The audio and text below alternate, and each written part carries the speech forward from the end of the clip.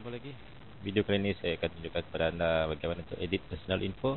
Pertama kali kita akan edit profile kita, iaitu edit alamat rumah, apa-apa info mengenai diri kita lah sebagai pembuka akaun. Di bahagian atas adalah sponsor details, sponsor ID, siapa yang sponsor anda, placement ID di mana anda diletakkan, di sebelah kiri atau sebelah kanan. Okey, affiliate ID ialah nombor anda, nombor affiliate ID anda. Nama di sini anda boleh letakkan nama, username anda ataupun nama penuh.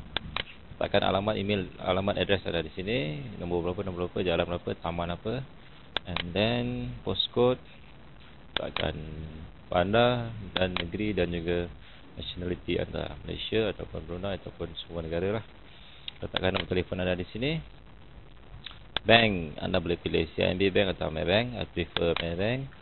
Masukkan nombor bank anda di sini, 9. Dan paling penting sini adalah nama account holder tersebut.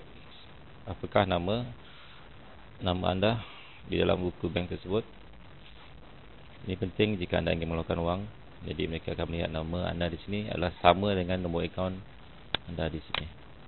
Okey, dan finally ialah email address. Make sure anda letakkan email address yang betul. Ini adalah penting kerana jika satu hari nanti anda terlupa password anda, atau anda boleh minta mereka untuk menghantar password yang baru dan mereka akan hantarkan kepada email address anda di sini.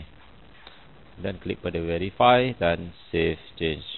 Apabila anda klik save change, semua data anda akan disimpan di dalam server dan database. Okey, seterusnya saya akan tunjukkan kepada anda bagaimana untuk edit login password anda.